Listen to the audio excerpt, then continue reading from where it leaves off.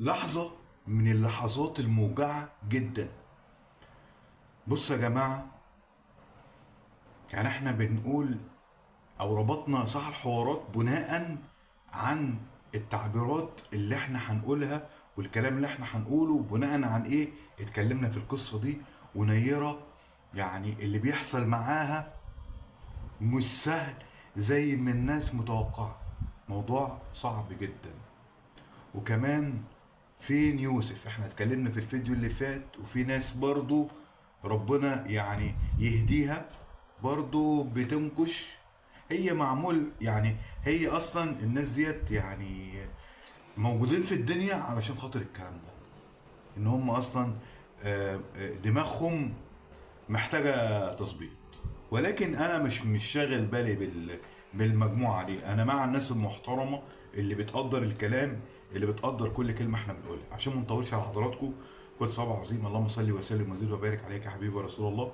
عطر لسانك بذكر الله، الا بذكر الله تطمئن القلوب. ونصلي على خير خلق الله سيدنا محمد صلى الله عليه وسلم. وبنا بقى نخش في التفاصيل الفيديو على طول، عشان انتوا بتزعلوا مننا يعني ايه بطول في القصه. بصوا يا جماعه، دلوقتي نيرة انتوا حضراتكم كتبتوا، مش انا اهو، انتوا حضراتكم كتبتوا كومنتات. يمكن ما اعرفش هتبان مع حضراتكم ولا ايه. كومنتات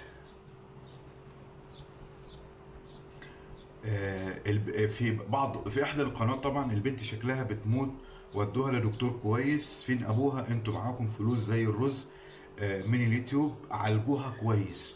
وفي اكتر من 11 12 رد على التعليق ده. يعني الموضوع يا جماعه واخد حيز اهتمام من الناس، والناس شايفه ان البنت شكلها متغير. البنت واضح عليها ان هي خاسه، وشها مخطوف. الامور مش مجرد بس ان انا نفرحها ونبسطها ونجيب لها اللي هي عايزاه، لا، الموضوع اكبر من ده بكتير. الموضوع محتاج رعاية كاملة، محتاج عناية، محتاج فحوصات. زي ما احنا اتكلمنا، بتاخدوا كلامنا عبث، بتاخدوا كلامنا يعني مجرد واحد بيطلع يعمل فيديو خلاص. لا، احنا بنقول اللي ربنا يعني يقدرنا عليه. بنقول يا جماعة في شوية فحوصات، رحنا لدكتور، معلش روح لدكتور تاني وتالت ورابع. نبعت لحمدي، حمدي المفروض يتحرك من مكانه، يبدأ هو يشوف القصة فيها ايه. الموضوع يا جماعة محتاج شوية اهتمام، محتاج حاجات كتير جدا جدا. طيب احنا كمان اتكلمنا على يوسف، وقلنا ان يوسف يعني في مرحلة ابتدائية. لا، احنا بنتأسف في القصة. احنا يوسف طبعا في مرحلة الإعدادية، عشان الناس يعني وكأني يعني غلطت في البخاري ومسلم.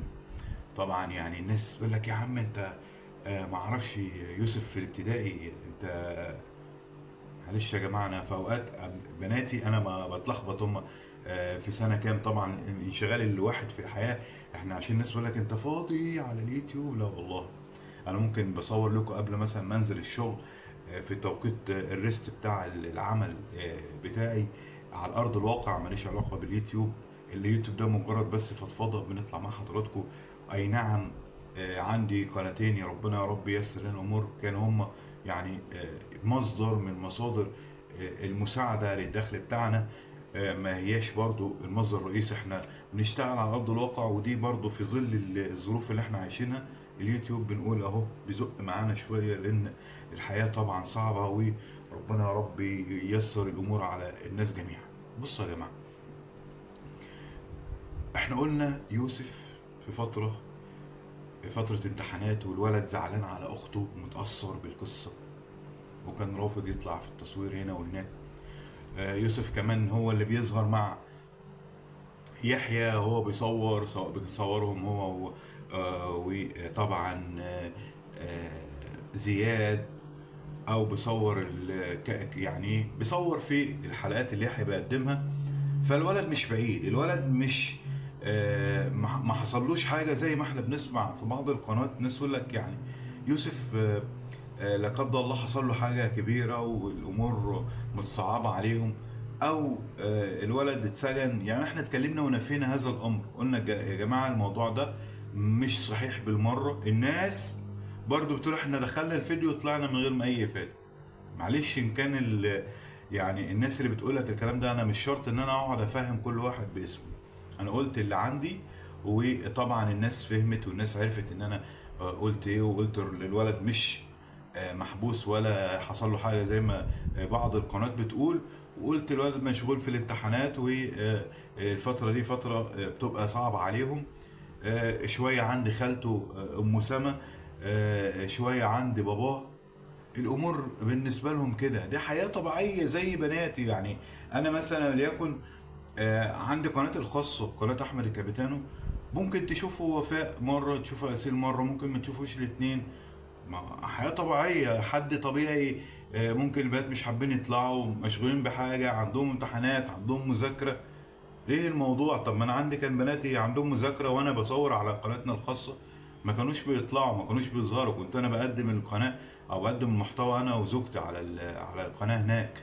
ف ده شيء طبيعي يعني، شيء ما يقلقش، شيء ما يخليش الناس تجود وتقول اي كلام وخلاص. بس فانا حبيت ان انا اوضح لحضراتكم القصه دي، ولكن اللي عايز يفهم بيفهم، واللي عايز يريح نفسه ويريح اللي بيتكلم بيعمل كده. ولكن اللي حابب بقى طبعا يتعبنا ويتعب نفسه ده شيء تاني. بحبكم في الله. انا طبعا يا جماعه كل اللي فيها انا بنقل لحضراتكم والله العظيم يعني، انا لا بفتي ولا بقول اي كلام. وطبعا يعني دي رسائل اهو، يمكن الفيديو ده يعني اهو ظهر رسائل اهي. وشايفين طبعا نيرة تقريبا او صحة كمان في الصورة. آه الكلام كتير على على القصة دي، والبنت من وضوح ان هي، او ان هي واضحة ان هي تعبانة، مخلي الناس كتير بتتكلم. يا حوارات خدوا بالكم، يا حوارات اعملوا فحوصات. البنت ما هياش سليمة 100%. سحر حوارات، لا سحر ست طيبة ومحترمة وبنت ناس، واكيد هي مش مقصرة. واكيد لو هم مثلا، احنا شفنا طبعا ابو زياد كان في المستشفى ومعاهم باستمرار، فالطبيعي يعني الامور الحمد لله اصبحت على ما يرام. فعادي يعني الامور بتقرب، الناس بتقرب لبعضيها. وحتى كمان في وقت الشده اللي زي دي، وقت التعب، الناس مش شاغله دماغها غير بهدف واحد بس، هي البنت شفاها الله وعافاها. الولد اخوها متاثر كمان، زائد ان هو في امتحانات وفتره امتحانات ومذاكره ومراجعه ودروس، والمدرس بيجي وبيدوهم الدروس، فمنعهم عن التصوير، منعهم عن الظهور في التوقيت ده. هو ده المطلوب، هو ده اللي بيتقال، وده الصح، وهو ده اللي حصل. انما الناس يقول لك انا دخلت الفيديو وطلعت. يا سيدي يا مرحب بك واهلا وسهلا بيك، دخلت الفيديو وطلعت من غير ما تعرف حاجه. احنا قلنا الحاجات اهو. يا رب تكون طلعت او دخلت الفيديو النهارده وطلعت بايه، بافاده. سلام عليكم.